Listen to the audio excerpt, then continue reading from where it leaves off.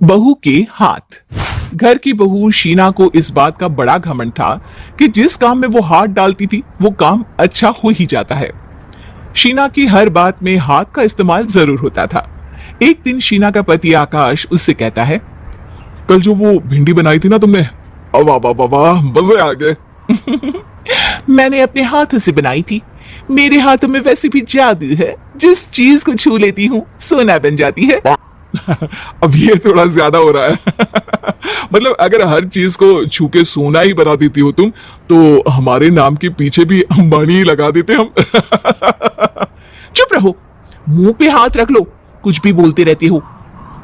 शीना की सास बगिया से पूजा के लिए फूल चुन रही थी। सुंदर, अति सुंदर, कितने प्यारे गुलाब के फूल है, भगवान जी खुश हो जाएंगे। मैंने अपने हाथों से जो पौधा लगाया था, मेरे हाथों की कोई भी चीज बेकार नहीं जाती। हाँ बेटा, सही कह रही है, इसीलिए तो तुम्हारे पिताजी से मैंने अपने बेटे के लिए तुम्हारा हाथ मांगा था। और उन्होंने हाथों हाथ में मेरा हाथ आपकी बेटी के हाथ में दे भी दिया था। हाँ बेटा, वो तो है, पर मुझे ये बता, तू ये हर बात में हाथ क्यों बीच में लेकर आती है? माँ जी, पंडित जी ने हाथ मेरा देखकर नैनीताल में कहा था कि मेरे हाथ जगन्नाथ हैं, मेरे हाथों से कभी कोई काम नहीं बिगड़ेगा, तो मेरे हाथों की तारीफ तो मुझे करनी पड़ेगी ना। हाँ हाँ, ठीक ही कह रही हो वैसे, तो मिलाओ हाथ इसी बात पर। शीना को न सिर्फ इस बात पे गर्व था कि उसके हाथ से सब अच्छा होता है, बल्कि घर के सारे काम भी वो पहले अपने हाथ से करती, फिर कोई दूसरा उन कामों को कर पाता। एक दिन शीना कपड़े धो रही थी। अरे घर में वॉशिंग मशीन है तो सही, खुद क्यों थक रही हो? कपड़े पहले मेरे हाथ से धुलेंगे, फिर वॉशिंग मशीन से। पहले हाथ की सफाई, फिर मशीन की धुलाई। अगर आज डाकू गब्बर सिंह होता ना, तो वो ये हाथ मुझे दे दे ठाकुर, तुमसे जरूर कहता, और मैं तो दिलवा भी देता तुम्हारे हाथ। हर एक काम में हाथ बटाओ, ज्यादा जुबान न चलाओ, वरना दूंगी एक उल्टे हाथ से। क्या दोगी? कपड़े दूंगी, लो निचोड़ो। ऐसे ही एक दिन, अरे बहू, ये सोफे पर चढ़कर हाथ से पंखा क्यों घुमा रही हो? माँ जी, क्योंकि मेरे हाथ से घूमेगा तो ज्यादा अच्छे से हवा देगा।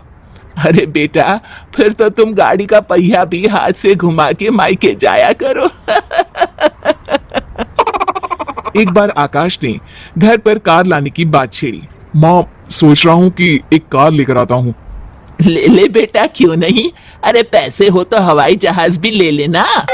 हाँ, पैसा तो हाथ का मेल है, ले लेते हैं। इस हाथ पैसे देंगे, उस हाथ कार ले लेंगे। मुझे तो लगता है कि बहू कार भी अपने हाथों से धक्का लगाकर घर लाएगी।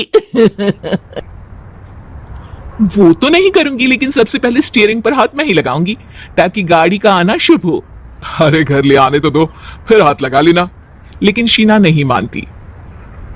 अगले दिन ही सब कार लेने जाते हैं। शीना सेल्समैन से कहती है, भैया ये कार बहुत पसंद है, पैक कर दो।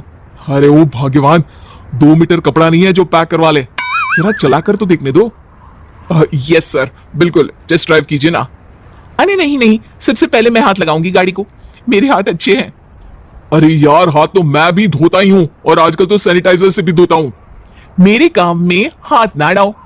अरे टांग ना अड़ा होता है भाग्यवान, हाथ नहीं।